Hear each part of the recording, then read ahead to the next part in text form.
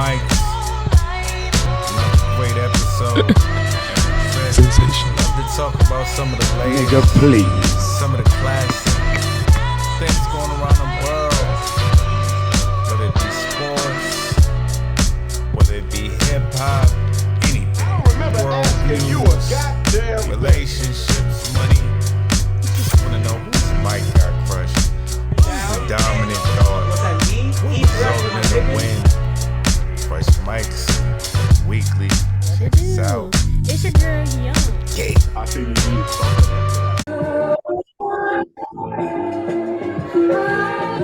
Yes, they know me for the social commentary. We are back in the building. I ain't no activist. Another week. Crush Mics. What's going on in South Jamaica? Man, it's just a beautiful time, man. Let it burn.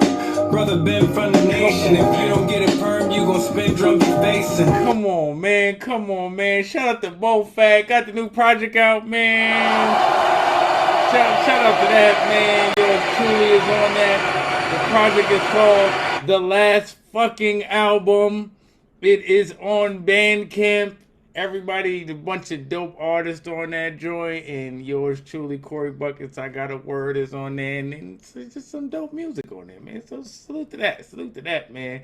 But we are back in the building for another live episode of Crush Mics. I am one of your hosts, Korey Buckets, aka K. Once again, we have Miss Lamonda Young, aka the $1 Million Monda, Miss Money Takes. We got it's your girl Young. What's going on, Lamonda? Yeah, just trying to stay cool and not die for this air quality that we have here in Michigan. Okay, you gotta rap. We gotta rap. Sir Brown, aka Mr. Encyclopedia Brown, aka Mr. Nick, aka Mr. Apple, aka everything New York and everything you want to know and you don't know. Mr. Jesse Brown. Who's that? Brown. What's going on, Jess? Just living each day, loving it. Listen, man, I'm definitely loving the Shador jersey. Shout out Shador! Shout out to you for the Shador jersey repping. I'm sure Shador will be going crazy with the $1 Million Smile. Him and Dion, loving that. Without further ado, we gotta get to the show. So, right away, the price of admission we calling this episode, man. The World Cup final today went down at 3 p.m. which saw Argentina versus Spain. They said the lowest ticket price was $10K. I didn't say $1,000. I didn't say $10. $10,000 with an average of $18,822. The highest price ticket was $60,000 for luxury. What do you think about that, Lamonda? Do you think those were nicely priced for a world event that only happens every once in a while? Or do you think that might have been a little bit ridiculous? I would say this in the famous words of Joey Crack, fuck out of here. Fuck out of here. Hell the fuck no. No. Not for no soccer. Hell no, not for no soccer. Nope. Not even for the World Cup that happens every once in a while, and you have your people from all around the world going crazy, and you know. No, you better have a watch party at your house. Why? No, hell no. Nope. Listen, man. It's a star-studded event. Everybody's watching it. I know people complain about the NBA Finals tickets. I know. Listen, they would be pitchforking the NBA commissioner, Adam Silver, if they went to $10,000. Yeah, exactly. Like, no. Hell the fuck no. I ain't paying $10,000 to watch no soccer. Somebody run up and down a field trying to kick a ball. You know how long it takes them to get one goal?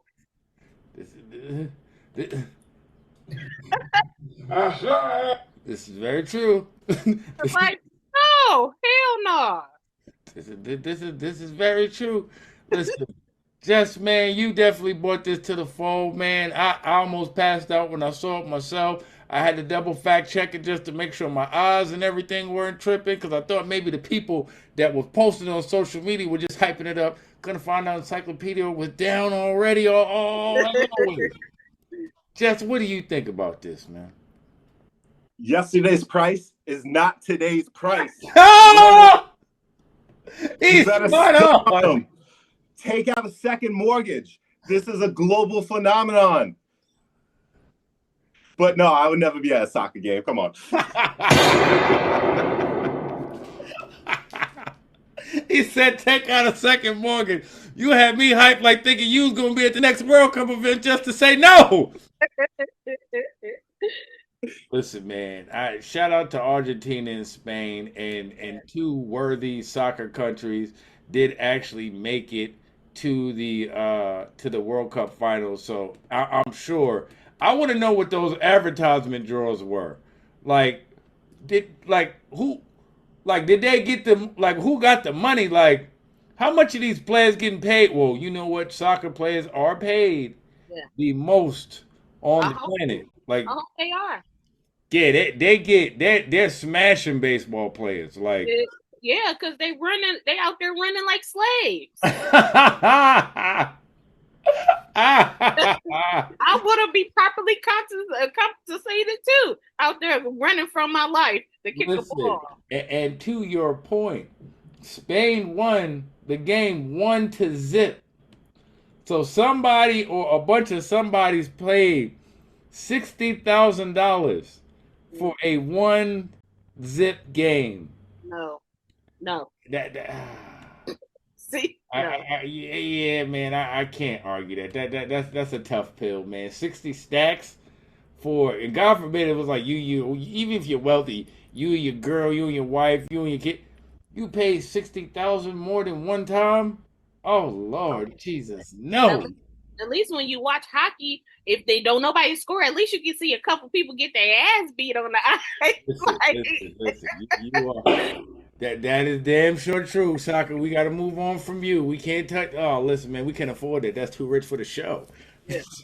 The next chapter, one-on-one events, Big Three celebrity, Mr. Nasir Core, has been challenged by ex-NBA player Lance Born Ready Stephenson for $100K. Who knew that one-on-one events were making this kind of money at this time? Who knew? This the stuff that they used to play in the park. You play pickup in the gym. Who knew one-on-ones could make upward of $100K for one game? Miss Lamonda Young, aka Resident Hooper herself. What's your feelings about this one? I love it. Call them out. Call them out on their bullshit. One-on-one. One-on-one. Call them out on their bullshit. Now, I hope Lance can back it up since he's calling people out for $100K. I hope he can back it up because one-on-one play is only you and only you. Right. You out there making all the decisions. You out there making all the plays and getting the buckets. It's put your money where your mouth is. I fucking love it. That's like going to the blacktop, seeing the best two hoopers in the neighborhood, going head to head. This is very true. And Lance, if for those people who don't know, he's a one-on-one aficionado expert himself. He played against Michael Beasley for a lot of money. I believe it might have been more money than that was on the line when they played. And him and Michael Beasley had a very good game, who's like 6'10". So Nasir Core, who's never played professionally, he played at FAMU, and this has like been the biggest thing of his career, playing these one-on-ones. But I will say, if we can talk about NBA for him, these one-on-ones are him. He's like the king of this right now. Like he's beat recently. He beat Archie Goodwin, who was in the NBA. He beat Gerald Green, former NBA player. So and he's been just beating up on guys in the next chapter. So this is what spawned Born ready to come out here and say, look, you beating up on the people and talking crazy. You beat up on NBA players. I gotta see what's going on because we somebody gotta sit you down at some point because this is getting out of hand. And they play against each other in the Big Three, so I'm sure this is more than 100K. This is bragging rights. Just what you think about this, man? Man, I had no idea there was such a market for this. I figured, it would be a few NBA fans that had nothing to do in the off season, but this seems to be taking off. This might rival Big Three for viewership going forward. So I'm really impressed about this. And if they can get more sponsors, they can definitely up that up from 100 to $500,000. Most definitely.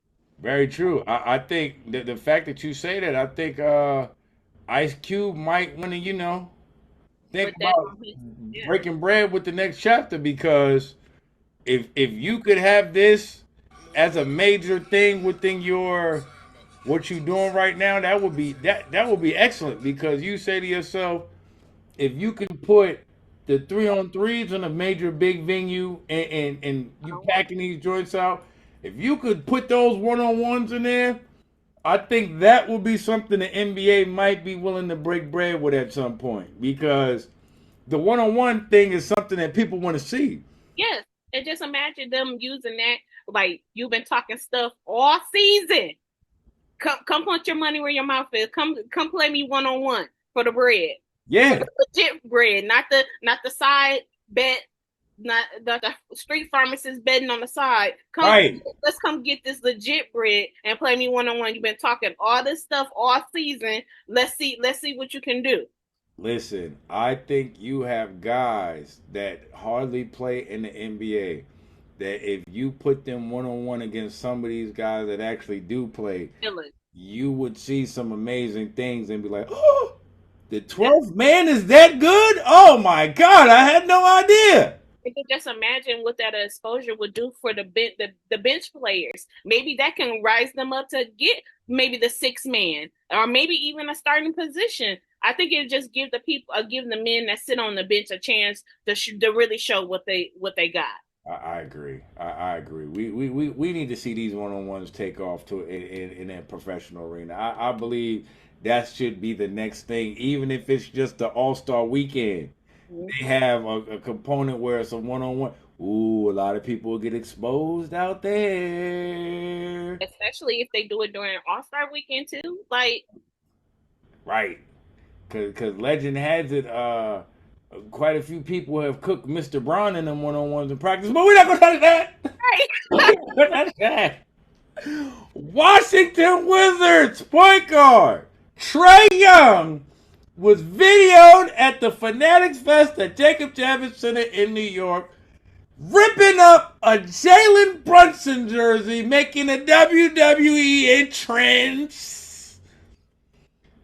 In New York. In New York, of all places. In New York. In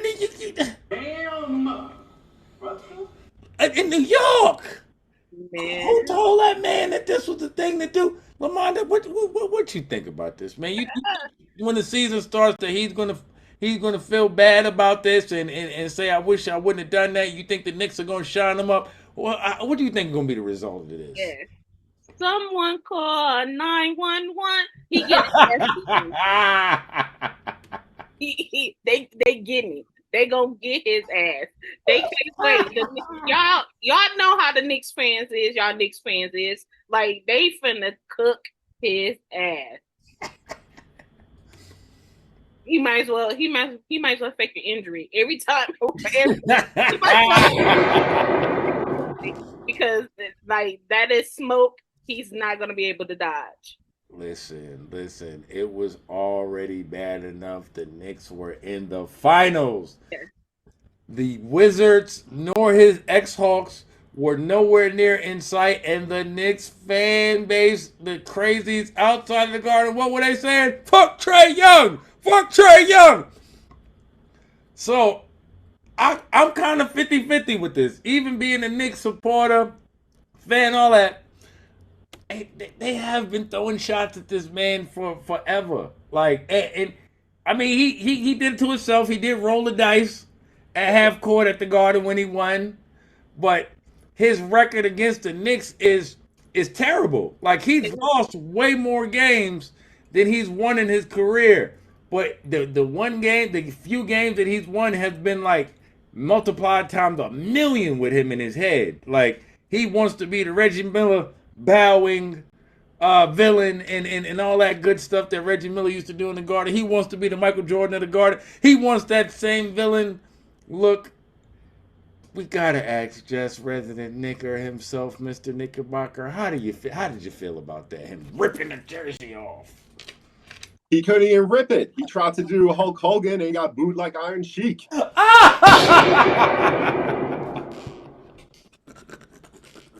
Why did they cut the jersey for him? Why did they cut it in half so he could have ripped it up? What happened? It wasn't even authentic. I think it was a swingman. I mean, man, gotta get back into the gym. Yeah. Listen, it's going to be a cold winter in DC. I can tell you that. Listen, there was no wizardry on that jersey. We know that because he couldn't roll no magic on that jersey to rip it. It was embarrassing. Seeing him walk out there like he was Sid Vicious, I was like, what is going on here? Trey Young, you want to be the villain. So, like, who wants to be the villain? Like, that's the one thing I can say about him that I got to take my hat off to him about. Most people steer away from being the villain. They say, you know what? This was on the court. We all salute to the team, the franchises, their fan base, whatever. We were just rivaling on the court.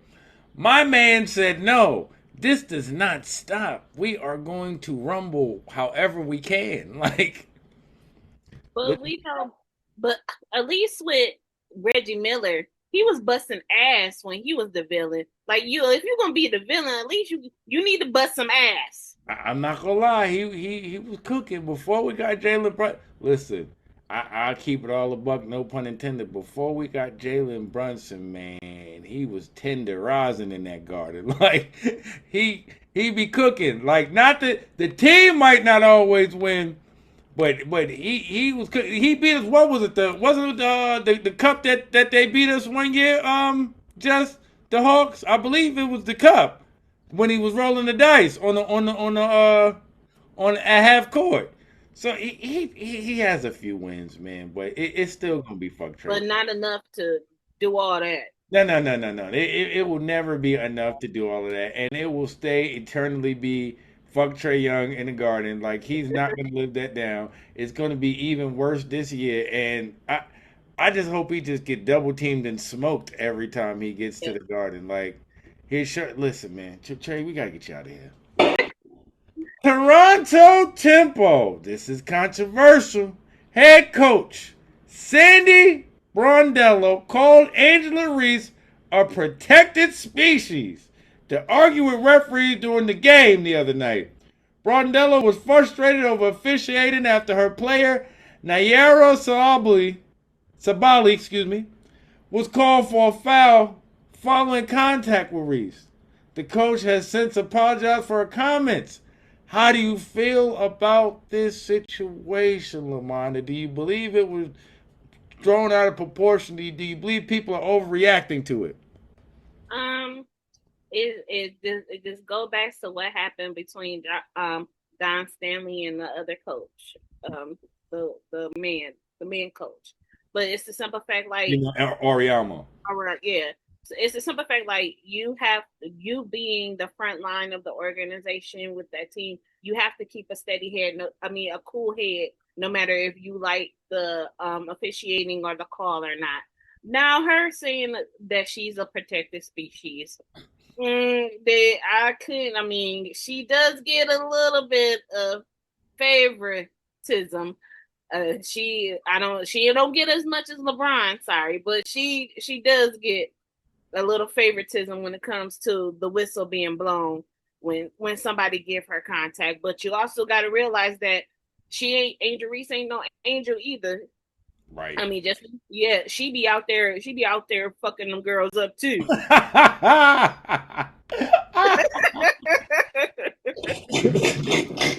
that's why I said that the coach getting mad might be like a little bit justifiable if she was out there, if she gave her player one of those mean elbows that I didn't see her give Kayla Clark a mean one. A stinger. So yeah. Yes, very good take, Lamonda. I agree. Angel Reese does definitely get a lamb share call. She goes to the line enough, and she's not the best shooter in the world in terms of jump shots. So she got to get a point somehow. And but Angel's doing her thing. She's the double double and beast, and she's putting it down. Jess, what you think about this scenario going down, man? Reese said she was grateful for quick league action. There's no place for discrimination or hate in the league. The coach claims that this is a common expression in Australia, where she's from, and that but when you're coaching in North America, it's your responsibility to learn the do's and don'ts of the culture, especially when you've been spending 27 years in the WNBA. So it's not like she just got here. Right. No, I agree, but I do believe it was blown out of proportion, because she was talking in reference to another black player, that a black player is what would she say, the rare species? Like you we can't call this a racist something. Like that, it's just blown out of proportion. I think looking at it from a standpoint of racism is taking it too far. It is. Say you might not agree with the terminology, and she should have thought of that. Like both of you guys can agree, but to put her in a situation of calling her racist or something like that, and I just think it was. I don't think it is. Yeah, I think we just being overly, hyperly sensitive at this point in this country, and everything is racism, everything is sexism, everything is this, everything. Like, come on, bro. Like, she didn't mean it like that. She has black players. Like we're not, and like we gotta get away from that. Everything cannot be racist. And I was kind of disappointed in Angel Reese, because I thought for one time, just one time, she was gonna take the high road and say, I might have heard something like that. I don't necessarily think she meant it like that. But there's not one time that she is put in a situation that she takes that stance to say, you know what, it's blown out of proportion. It's not that serious, guys. We just playing. Let us just play the game. Let's move on. Support the league. Like, I just think the WNBA, I don't want them to be the league of controversy, where I don't want them to be the controversy is more publicized than what they're doing on the court. Yes. And I think this is another scenario where the controversy is just being bigger than the court. Like, did anybody even know what the final score of the game was? Who won? Who lost? Nobody even cared about that. No. Like, rare species. Oh my God, she was calling her a nigger. Like, no, she was not. It was not. She was not. I saw women on threads just in upright, like, where's y'all support of the game? Exactly. Watch the game. As much shit that we talk on the court to each other, it'd be all type of names called on the court that don't nobody hear. But as long as if you on that court and you hear them, outside of the court, you don't hear none of that. Like, it's born out of proportion. Like I said, if that was the case, she wouldn't play none of her black players. They'd be sitting on the bench. Right. And to your point, this is another reason why selected players have mics on them that they that they agree to having, and they know, because the mouths be going during the game, and they can't afford to have the wrong thing slip up on that mic. So we know this. Come on, man. We come on, man. Y'all gotta clean this up.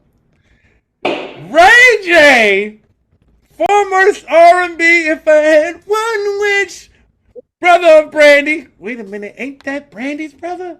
And Orlando Brown, with the super antics. The actor Orlando Brown are supposed to be fighting in August in Atlanta, a celebrity match.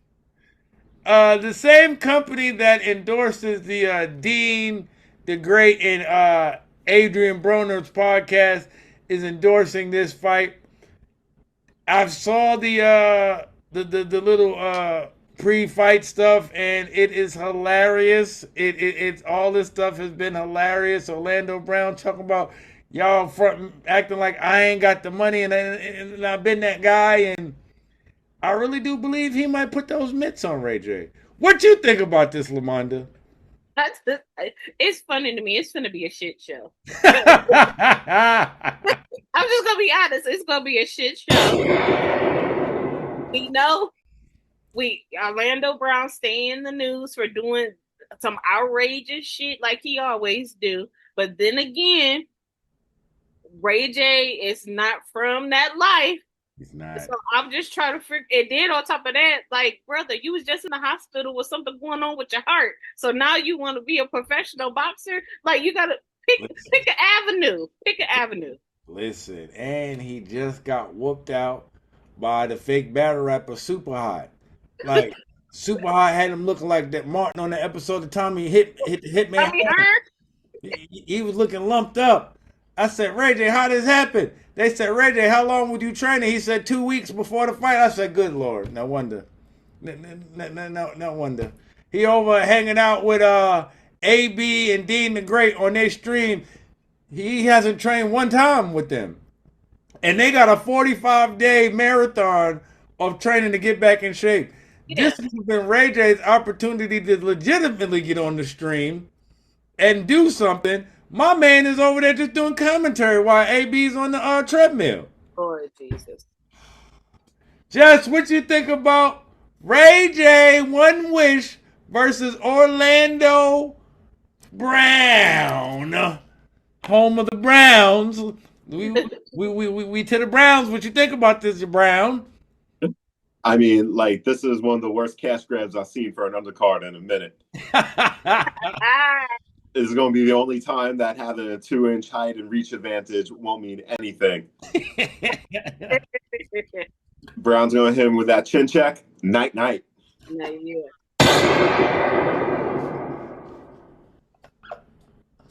Listen, man, Orlando is ridiculous. I remember when he was on some podcast talking about him and Raven Simone having some adult relations, and it was that scooter bop bop bop bop. It was like Orlando is off the hook. If Ray J, listen, all I gotta say, Ray J, if you get knocked out by Orlando Brown, it is time to take a break from celebrity boxing. I don't care what that bag looks like. It is just time to take a break. You was on the radio years ago talking crazy to Fabulous, saying you was gonna put it in. Then you was talking crazy to Mason Cam recently, saying you was gonna put hands on them for talking about Brandy and Sean. Ray J, it don't look like you put no hands on nobody but yourself. Like it's not looking good. Like Ray J, oh man, Yeah. Listen, man. So, at the SP Awards, surprisingly, they had a star-studded classic rapper set with Slick Rick, Ghostface Killer, De La Soul, and Fat Joe on the SP Awards that just was on July 15th, this Wednesday past. And it looked like a very good show, I have to say. I did see the replay of it. Jalen Brunson did clean up at the SPs, by the way, in the New York Knicks. They did sweep away the entire show at the sidebar. But I'm not gonna lie. It looked like the fans, the people in the audience were kind of dead. They didn't know De La Soul. De La Soul came out saying stakes is high, and they was like, what's this? Like, I don't know. What do you think about hip hop being displayed at the SPs this year, Lamonda?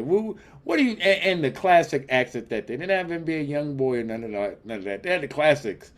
What do you think? Do you think it was a good look for hip hop?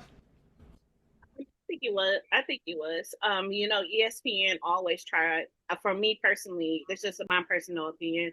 I feel that ESPN always tried to tie in hip hop to anything that they're presenting. You see when, during a commercial break, so they playing some type of hip hop song during the commercial breaks, and then with the different news outlets and stuff like that, when they're covering the NBA and stuff like that, they always got some type of hip hop, intertwined into that. So I think it's good that at least one major network is still trying to keep the culture alive.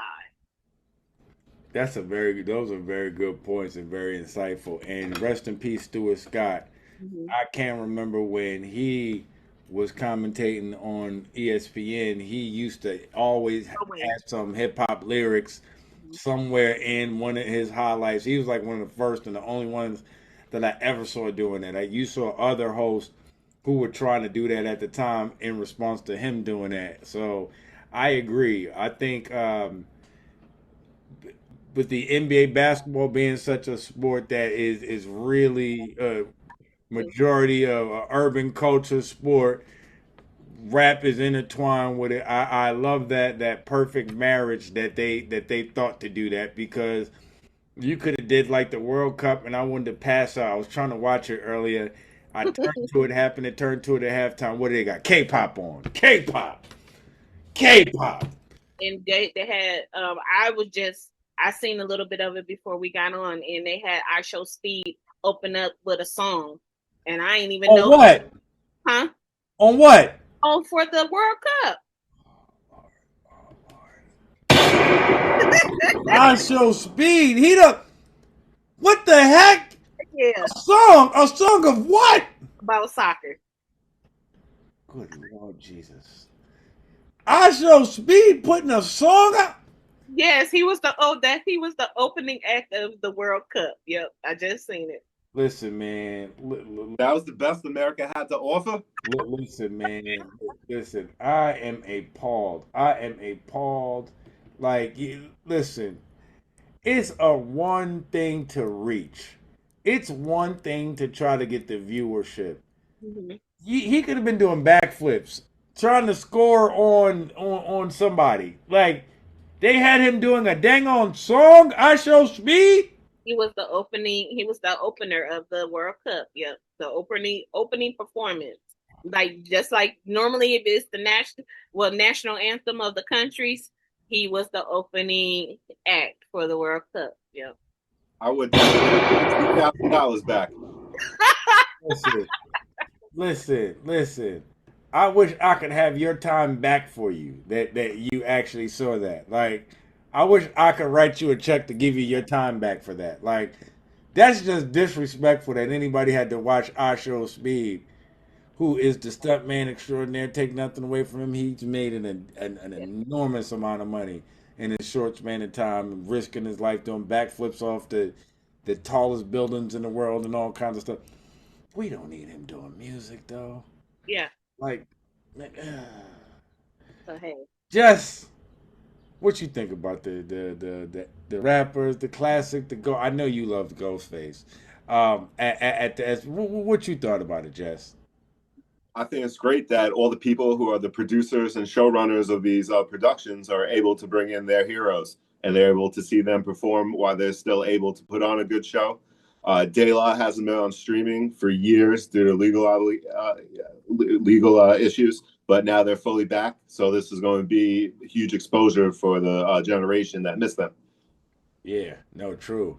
That's very true. De La Soul fought. Rest in peace, Chugoy. They fought very, very, very diligently to be able to get the ownership and rights to their music, which is, back in the days, it was like, forget about it. You're not getting your masters. You're not getting no money for nothing. Yeah. So the fact that they have put themselves in that space and they're back to doing their thing, man, it's a beautiful thing, man. I think this was wonderful. I wish that they, I don't know, Fat Joe has to have like the best manager these days, because you just can't get rid of him. Like, every time you turn around, Fat Joe is performing on something. And he's not gonna let you forget him anyway. Like, when Fat Joe demands the room, he demands the damn room. So you can't knock him for that.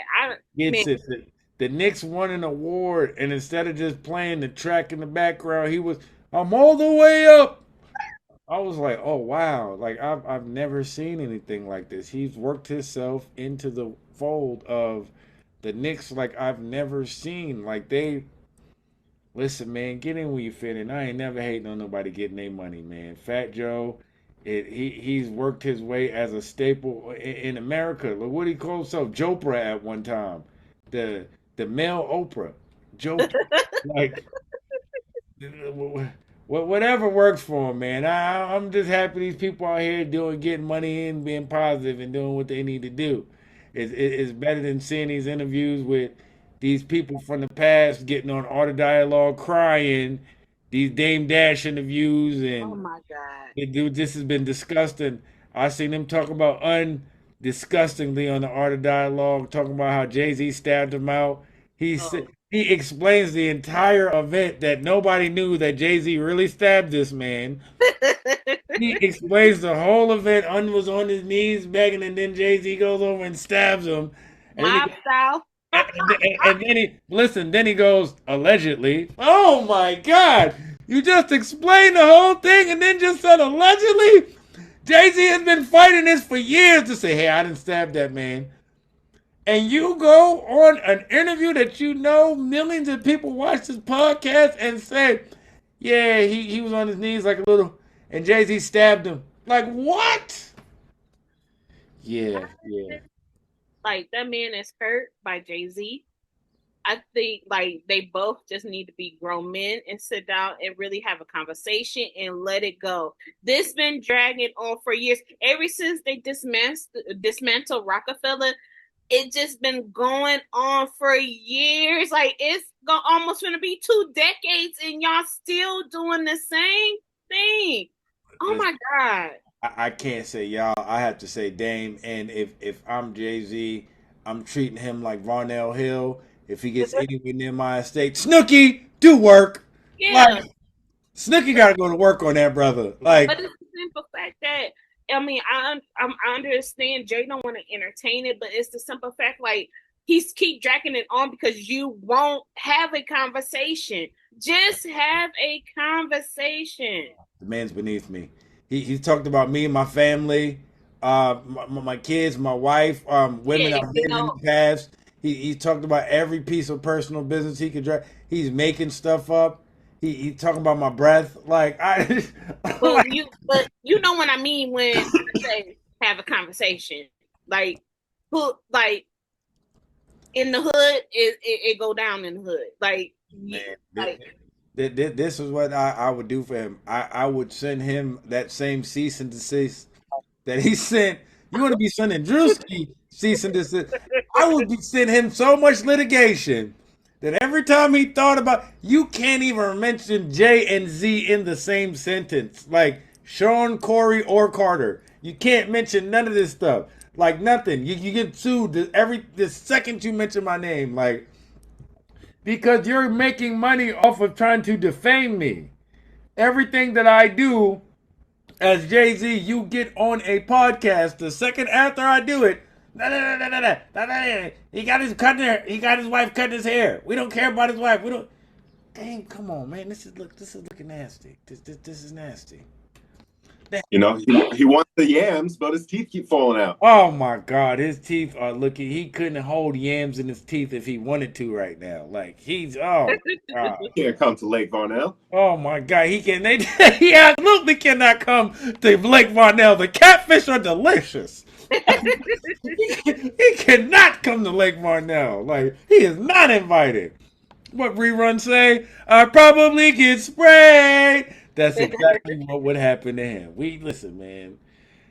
So apparently, rap has blustered onto the scene, the mainstream scene in China. It's driven explosive digital engagement. Hip hop is now the dominant youth culture force embedded in the country's broader music industry, which has grown to become the fourth largest music market in the world. How do you feel about rap and hip hop culture in China, Lamonda? I love it because I think like for one, China has been the only country that really embraced hip hop the way and into their culture the way that they have. Other than the United States, China has embraced it and made it a part of their culture. Like majority of the kids over there, like when they learn to dance, they learn how to hip hop dance. Other than their traditional dances that they do over there, like you see when you look at majority of all the dance teams will do. There is some black people sprinkled into them, but the majority Chinese and Koreans over there dancing, and I'm telling you, they dance better than some of the Americans over here. So They definitely dance better than a girl in Australia. right, right. So I love it that that the influence of hip hop it has crossed over the seas and made it to a different culture, and that they embrace it the way that they do. Yeah, no, very good take. Very, very, very good take. Brown, what you think about it? Mr. Wu-Tang himself. I know this topic hits home with you, seeing the Chinese culture, and a lot of it has to do with that early 90s Wu-Tang influence. What do you think about it? I mean, I think this all goes back to BET, 106 in Park, Freestyle Friday. They gave us MC Jin. That opened up two different lanes of MC options for two continents. And we're seeing the result of that because that literally showed anyone that they could make it in this country. He got the Rough Riders deal. And shout out to Dungeon Beijing. If you want some explore Chinese boom bap music, you want to check out Rapper Saber. He learned about hip hop through NBA halftime shows. So he only learned from the old school pioneers. That's poignant. That's poignant. That's poignant.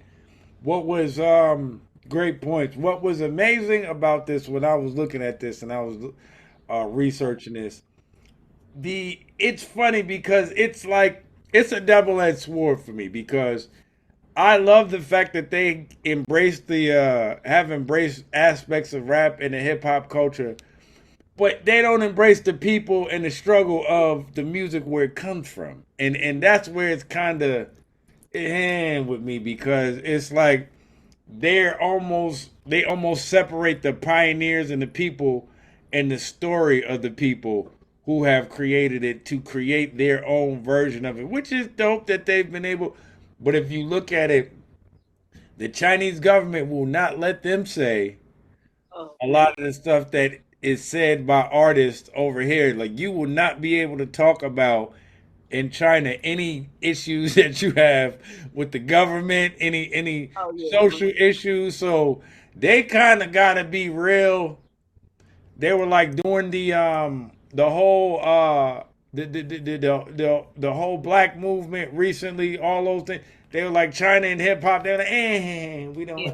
We don't want no parts of that. Like we don't want no parts. Let's go back to b-boying. Like so it's like it's a double-edged sword. But I'll say this: as hip hop artists, it's always good if your music can be embraced outside of the United States because the United States, I would say, is the main country where ageism is a major thing when it comes to hip hop. If you're a day over 24, they're like, "Oh man, this person is too old. We can't listen to the hip hop anymore. Like we don't want to hear that, Grandpa." So to see that the older artists still get a lot of love over there, they can still go to places, different spots in China, and they can still perform.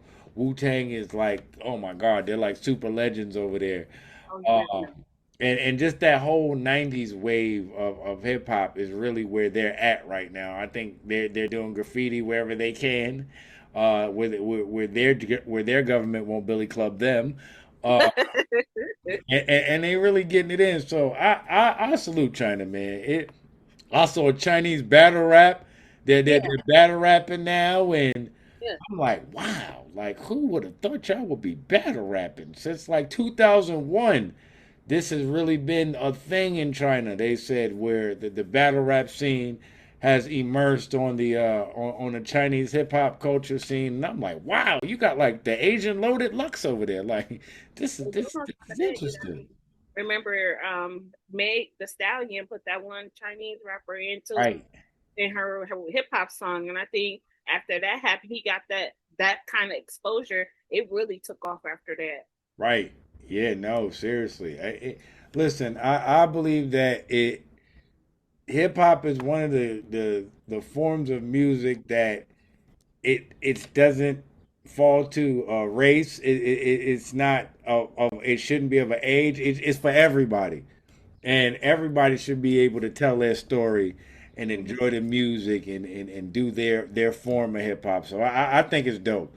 I know, like with me doing projects with BoFat over in Germany, hip hop is huge over there. Yeah, It's huge overseas. I think actual the original form of hip hop, the self expression, is probably bigger in other countries than it is in the United States now. We're more a commercial form of hip hop today.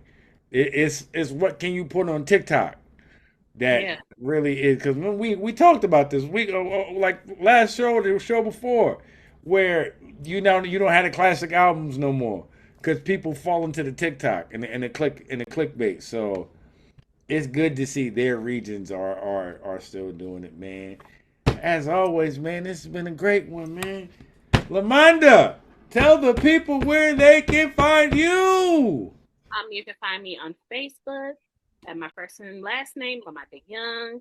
You can catch me on Instagram at That's Your Girl Young, and you also can catch me at Fresh Mike. Yes, yes. Sir Brown, where can the people catch you going down? Pause. That was crazy.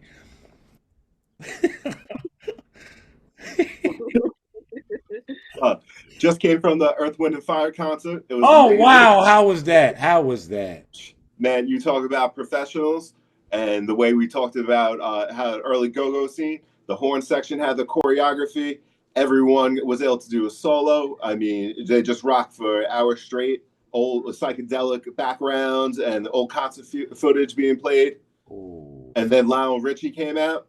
Lionel Richie came out? Of course, he was the headliner. EWF was the opener. Oh, okay. That's fire. That's fire. Oh man, you got to see Earth, Wind, and Fire live. Oh my God. Yeah, no, that was a classic event, man. That was a classic event. I'm glad you got to be in the building for that.